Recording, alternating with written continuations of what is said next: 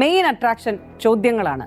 30 ചോദ്യത്തിൽ മിക്കതും സംസ്ഥാന സർക്കാരിന്റെ ഭരണ നേട്ടങ്ങൾ ഉൾപ്പെടുത്തിയാണ്. ഇതിലെ ചില ചോദ്യങ്ങൾ ഇങ്ങനെയാണ്.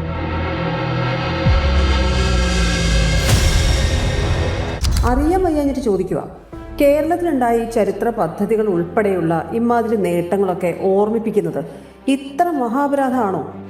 പിന്നെ ചില ചോദ്യങ്ങളെന്ന് തന്നെയല്ലേ പറഞ്ഞത്? ഇതിലെ ചില ചോദ്യങ്ങൾ ഇങ്ങനെയാണ്. ആ ചോദ്യങ്ങൾ അപ്പോൾ പിന്നെ ആ ചില ഉത്തരങ്ങൾ ഇടതുപക്ഷത്തിന്റെ മുഖ്യമന്ത്രിമാരായി മാറുന്നതിൽ എന്താണ് കുറ്റം?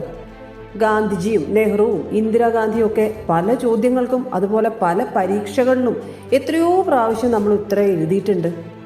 ഇനിയും അത്തരം ചോദ്യം വന്നാൽ ശരി ഉത്തരമെന്ന് പറയുന്നതും അത് തന്നെ ആയിരിക്കും. എന്നിട്ട് അപ്പോഴൊന്നും ഇല്ലാത്ത ഒരു പ്രത്യേകതരം പ്രശ്നമാണല്ലോ ഇപ്പോൾ ഉള്ളത്. ഭൂപരിഷ്കരണ നിയമം മുതൽ അതിദാരിദ്ര്യമുക്ത നിർമ്മാർജ്ജനം വരെ, ബ്രോഡ്കാസ്റ്റ് ടിവിയിൽ നിന്ന് ഡിജിറ്റൽ ടെക്നോളജി വരെ, ആരോഗ്യം, വിദ്യാഭ്യാസം, ഗതാഗതം, ഈ മേഖലകളിലൊക്കെ സമാനതകളില്ലാത്ത കുതിപ്പല്ലായിരുന്നു. പ്രളയം, കോവിഡ്, പ്രകൃതിക്ഷോഭങ്ങളൊക്കെ നമ്മൾ കൈകാര്യം ചെയ്ത രീതിയൊന്ന് ഓർത്തു നോക്ക്. ഇതിലൊക്കെ ഇത്ര ഹാലിളകാൻ എന്താണുള്ളത്? നമ്മൾ അറിയുക നമ്മൾ എങ്ങനെ നമ്മളായെന്ന്. ഇങ്ങനെ ഒരു അടിക്കുറിപ്പിൽ ഇങ്ങനെ ഒരു മത്സരം നടത്തിയെങ്കിൽ കേരളം മാറിയത് അക്കാലങ്ങളിലായതുകൊണ്ടല്ലേ? അതിങ്ങനെയൊക്കെ തന്നെയല്ലേ?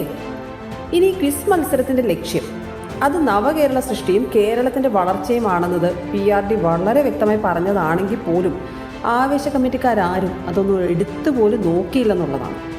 കേന്ദ്രം നടപ്പാക്കുന്ന ഭൂരിപക്ഷം പദ്ധതികളും PM ചേർത്തും അദ്ദേഹത്തിന്റെ ചിത്രം ചേർത്തും ഒക്കെ രാജ്യമെമ്പാടും നടപ്പാക്കുമ്പോൾ അവിടെ എങ്ങും ഇല്ലാത്ത ഒരു പൊതു ഖജനാവ് പ്രേമം ഒരു ക്വിസ് പരിപാടിക്ക് CM എന്നിട്ടപ്പോൾ ചില വ്യക്തികൾക്കോ ചില സംഘടനകൾക്കോ മനോരമ, മാതൃഭൂമി പോലുള്ള UDF ലഘുലേഖകൾക്കോ ഒക്കെ ഉണ്ടാകുന്നുണ്ടെങ്കിൽ അത് ക്രിസ്റ്റൽ ക്ലിയർ ആയിട്ടും രാഷ്ട്രീയ താല്പര്യം മാത്രമാണ്.